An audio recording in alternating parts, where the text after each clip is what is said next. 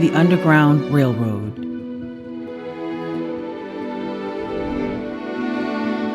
Long ago, a secret group of heroes in our country helped people be free and safe.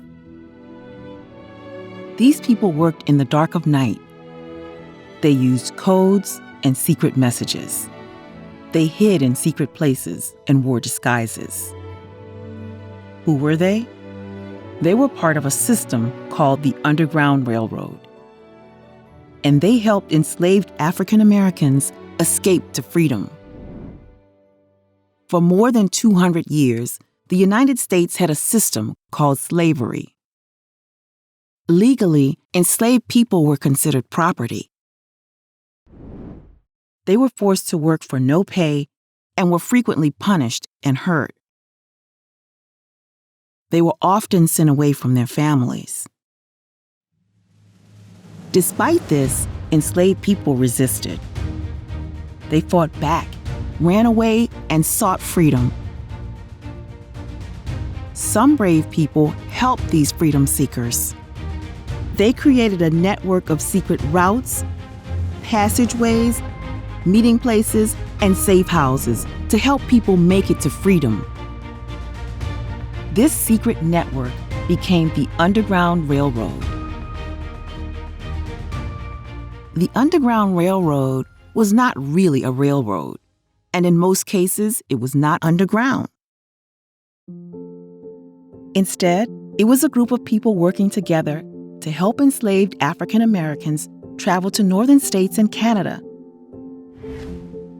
where they would be safe and free.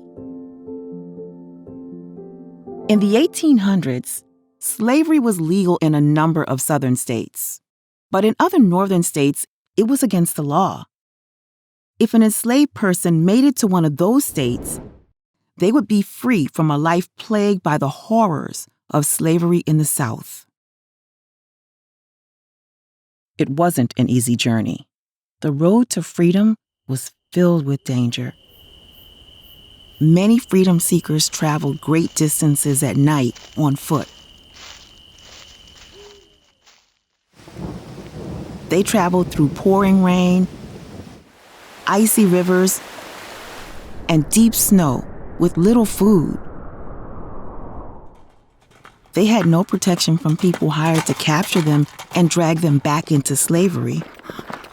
Enslavers often hung up posters announcing the disappearance of freedom seekers.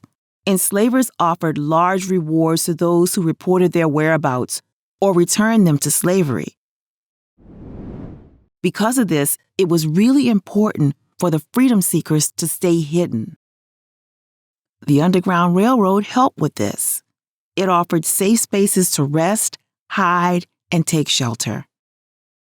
One of the most famous people in the Underground Railroad was Harriet Tubman. She escaped in 1849. She traveled by night, following the North Star to find her way. She hid in safe houses with people she had never met before. At one point, a man hid her in the back of his wagon and took her to another safe house. Harriet made it to a free state, but then she did something incredible. She went back to help her family and friends escape too. Over the years, she made about 13 trips back. She helped more than 70 people escape, and she never got caught. It was dangerous to be a part of the Underground Railroad. If a freedom seeker was caught trying to escape, they could be hurt, enslaved again, or killed. And the people who helped them could also be punished, sent to jail, or killed. But the people of the Underground Railroad were truly committed to this important cause. They knew that freedom was worth fighting for. In 1861, a war broke out between the southern states, where slavery was legal, and the northern states, where it was illegal. It was called the Civil War. It ended in 1865. Then, slavery became illegal everywhere in the United States. Now that everyone was free, people didn't need to use the Underground Railroad anymore. Today, many places that were stops on the Underground Railroad still exist.